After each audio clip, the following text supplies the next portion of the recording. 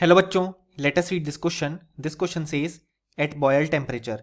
और हमारे ऑप्शंस हैं। Option A, the effects of the repulsive and attractive intermolecular forces just offset each other. Option B, the repulsive intermolecular forces are greater than the attractive intermolecular forces. Option C, the repulsive intermolecular forces are less than the attractive intermolecular forces.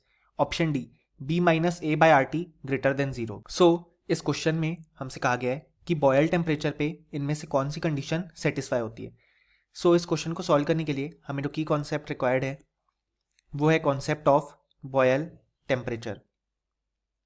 अब यहाँ पे हमारे पास जो Boyle temperature होता है वो represent करता है temperature at which a real gas obeys an ideal gas over an appreciable range of pressure.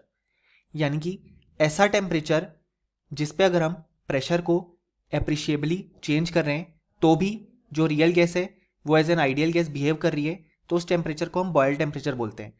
अब ऐसा इसलिए हो पाता है क्योंकि बॉयल टेम्परेचर पे हमारे पास जो रिपल्सिव और अट्रैक्टिव फोर्सेस के इफेक्ट्स है।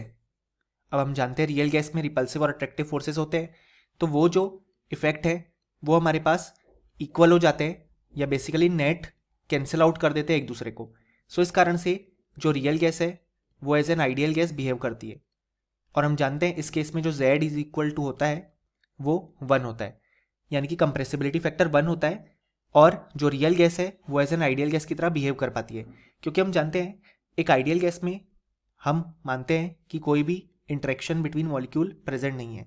अब यहाँ पे रियल गैस में हम मॉलिक्यूल के बीच का इंटरेक्शन तो जीरो नहीं कर सकते, लेकिन नेट इंटरेक्शन जीरो कर सकते हैं।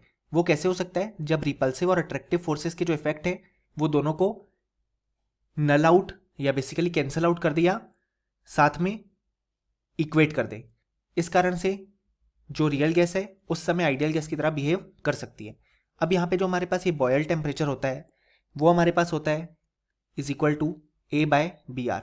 यानी कि किसी भी गैस के लिए बॉयल टेम्परेचर फाइंड आउट करना है तो हम ऐसे फाइंड आउट कर सकते हैं, जहाँ पे ए रिप्रेजेंट करता है हम जानते हैं अट्रैक्शन फैक्टर को, और बी रिप्रेजेंट करता है को वॉल्यूम या excluded volume of the gas. यानी कि यहाँ से हम एक चीज़ लिख सकते हैं जैसा कि हमारे ऑप्शन डी में एक एक्सप्रेशन गिवन है।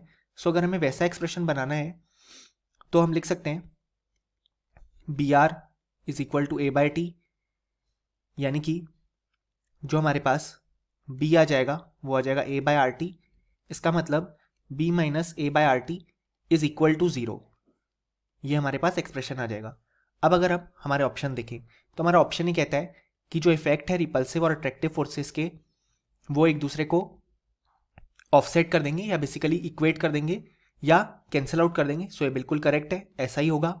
ऑप्शन बी कहता है repulsive intermolecular forces are greater than the attractive intermolecular forces, ये इनकरेक्ट है। ऐसा होगा तो फिर वो real gas as an ideal gas behave नहीं कर पाएगी।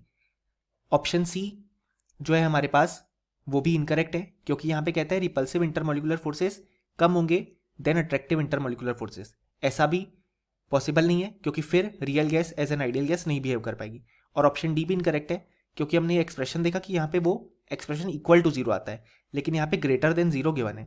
सो हम देख सकते हैं कि इस क्वेश्चन के लिए हमारे पास जो करेक्ट आंसर आ जाएगा वो आ जाएगा option A. Hope you understood well, best of luck.